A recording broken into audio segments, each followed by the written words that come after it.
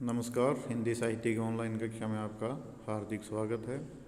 आज हम बीए प्रथम वर्ष के लिए अध्ययन करेंगे महादेवी वर्मा के काव्य की प्रमुख विशेषताएं।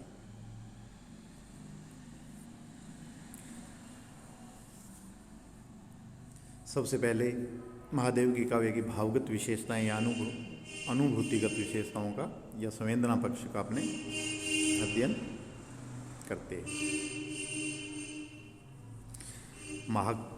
महादेवी काव्य की सबसे बड़ी विशेषता है उनके काव्य में वैयक्तिकता या आत्मभिव्यंजकता होना। वैयक्तिकता या आत्मभिव्यंजकता का प्रयोग। छायावादी कवियों की भांति महादेवी वर्मा ने अपने व्यक्तिगत जीवन की उपेक्षा, सुख दुख, हर्ष विषाद, जगतव्यापी पीड़ा, करुणा को अपने गीतों में बड़े सुंदर ढंग से संजोया है। उनकी व्यक्तिगत पीड़ा, करुणा इतनी मार्मिक है कि वह व्यक्तिगत होने पर भी विश्व की वेदना बन गई। आचार्य शुक्ल ने भले ही इन गीतों में घोर श्रृंगारिकता की अश्लीलता का आभास पाया हो, परंतु ये गीत सहानुभूति की वेदना से उज्ज्वल है, जिसमें दिखावा, आडंबर, द्वेष, घृणा और प्रतिकार की कोई भावना नहीं मिलती। उदाहरण के लिए, मैं नीर भरी दुख की बदली स्पंदन में चिन्ह स्पंदन बसा, करदन में हाय विषो हंसा। नयनों में दीपक से जलते, पलकों में निर्झरणी मचली, विस्तृत पथ का कोई न कोना, मेरा न कभी अपना होना, परिचय इतना इतिहास यही उमड़ी, कल थी मिटा चली। मैं नीर भरी दुख की बदली कविता की ये पंक्तियां, इन पंक्तियों में स्पष्ट रूप से उनकी व्यक्तिकता या आत्मविभंजकता झलकती है।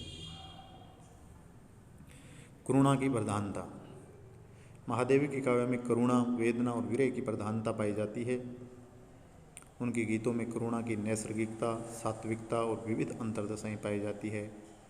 कवित्री इस करुणा से कभी छुटकारा नहीं चाहती, क्योंकि वह विरह में लीन रहना चाहती है। ऐसा लगता है कि महादेवी ही करुणा है, करुणा ही महादेवी का दूसरा नाम है।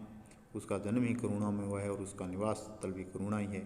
मैं नीर भरी दुख की बदली और जीवन विरह का जलजात जीवन नामक कविताओं में करुणा का सागर हिलोरे मारते हुए दिखाई देता है।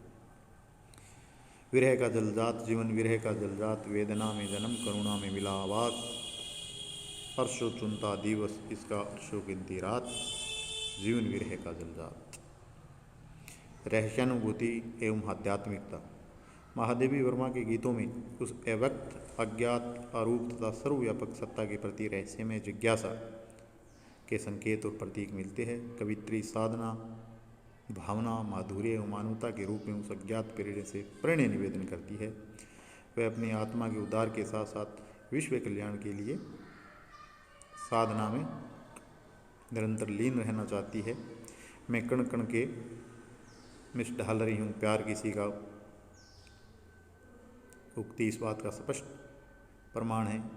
मैं इंद्र का द्वीप बीन भी हूँ, मैं तुम्हारी रागिनी भी हूँ, क्या पूजन क्या अर्चन रे, उस प्रिय का नित करती अभिनंदन रे। ऐसी कविताएं हैं जिसमें रहस्यात्मक आध्यात्मिकता का पूर्ण परिपाक देखने को मिलता है। उजियारी एवं गुंठन में विधु ने रचनी की रेखा, तब से मैं ढूंढ रही हूँ उनके चरणों की रेखा। मधुर मधुर मेरे दीपक जल, युग युग प्रति दिन प्रति क्षण प्रति पल, प्रिय तुमका पथ आलोकित कर।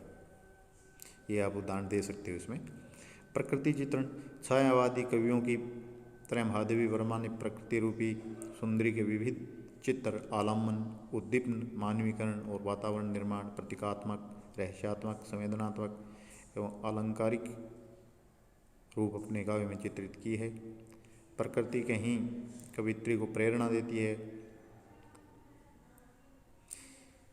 कहीं उसके दुख सुख में हंसती रोती है, कहीं रहस्य में आमंत्रण देती है, कहीं उसकी भावनाओं को उद्दीप्त करती है, तो कहीं यह जड़ होकर भी मानव की भांति चेतन प्रतीत होती है। प्रकृति का आलम्बनात्मक चित्रण दृष्टि है। चुभते ही तेरा अरुण बाण, बहते कण कण में फूट फूट मधु के निर्झर के सजल गान। मानवीकरण। काव्य में प्रकृति के जड़ उपादानों का सजीव मानव की भांति चेतनाशील चित्रण करना ही मानवीकरण कहलाता है। छायावादी काव्य इस विशिष्ट पद्धति का प्रयोग महादेवी वर्मा ने भी अपने काव्य में खुलकर किया है। इसका एक उदाहरण है, धीरे धीरे उतर क्षितिज से आ बसंत रजनी, तारक में नववेणी बंदन शीश फूल कर शशि का नूतन रश्मि वलय सित धन अवगुंठन मुक्ता हल अभिराम बिछा दे चितवन से अपनी पुलकती आ वसंत रजनी। वसंत रजनी का इन्होंने मानवीकरण किया है। मानवतावाद। छायावादी काव्यधारा में मानव को केंद्र बिंदु मानते हुए कवियों ने भी अपनी करुणा वेदना दुख का ऐसा मर्म स्पर्शी वर्णन किया है जिसमें आत्मवत सर्वभूतेषु तथा वसुदेव कुटुंबकम की भावना निहित है। उनकी रचनाओं में राष्ट्रीयता स्वदेश प्रेम तथा विश्व मैत्री की उदात्त भावनाएं देखी जा सकती है।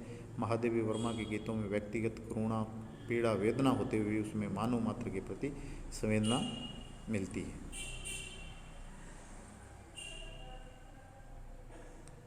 कह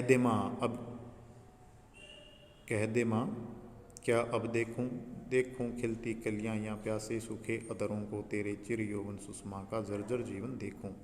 रजकण पर जलकण हो बरसी नवजीवन अंकुर बन निकली पथ को ने मलिन करते आना पथ चिन्ह ने देते जाना सुधी मेरे आगम की जग में सुख की सीरन हो खिली। नारी का महत्व। छायावादी काव्य में नारी को असीम अभूत शक्ति स्वीकार करके उनका गुणगान किया गया है। इस सर्वमंगलकाई शक्ति स्वरूपा अनूप सुंदरी प्रियतमा नारी का गुणगान स्वयं कवित्री महादेवी वर्मा ने किया है। महादेवी ने नारी को त्याग बलिदान भक्ति भावना की साकार मूर्ति मानकर उसमें अपनी आत्मा की भांति अज्ञात प्रिय की विरह में लीन दिखाया है। वह उस असीम ईश्वर की पूजा अर्चना करके उसमें मिल जाना चाहती है क्योंकि वह आत्मा परमात्मा की एक अंश है। मिंद्र का दीप बीन भी हूँ मैं तुम्हारी रागिनी भी हूँ नामक कविताओं में प्रतीकात्मक रूप से नारी की महत्ता दर्शाई गई है। यथा यमेंद्र का दीपी से नीरूप जलने दो क्या पूजा क्या अर्चन रही उस असीम का सुंदर मंदिर मेरा लग तुम जीवन रही मेरी स्वास्थ्य करती रहती नित्य प्रिय का अभिनंदन रही। यह आप उदाहरण दे सकते हो जिसमें नारी की महत्ता महादेवी के काव्य में झलकती है। नूतन सौंदर्य अनुभूति। छायावादी काव्य में स्थूल तथा भारी सौंदर्य की अपेक्षा सूक्ष्म एवं आंतरिक अतीन्द्रिय सौंदर्य का उदात्त समावेश हुआ है। प्रत्येक जड़ चेतन पदार्थ में नव सौंदर्य के दर्शन करके प्रसाद पंथ निराला और महादेवी ने अत्यधिक आनंद सरसता और सौंदर्य का पान किया है। इस अतीन्द्रिय सौंदर्य बोध के कारण ये कवि अपार्थिव अलौकिक तथा सर्वदा रहस्यमय सौंदर्य में लीन दिखाई देते हैं। महादेवी वर्मा ने भी स्थूल के बजाय आंतरिक अतीन्द्रिय सौंदर्य के सुंदर बिंब अपने काव्य में उकेरे है। सांध्य गगन के समान अपने जीवन सौंदर्य को कवित्री ने यूं दर्शाया है। फिर यह सांध्य गगन मेरा जीवन यह क्षितिज मना धुंधला विराग नव अरुण मेरा सुहाग छाया सी काया वीतराग सूदी भीने सोपन रंगीले घन। अगले वीडियो में हम महादेवी काव्य की कलागत विशेषताओं का अध्ययन करेंगे। आज के लिए इतना ही। धन्यवाद।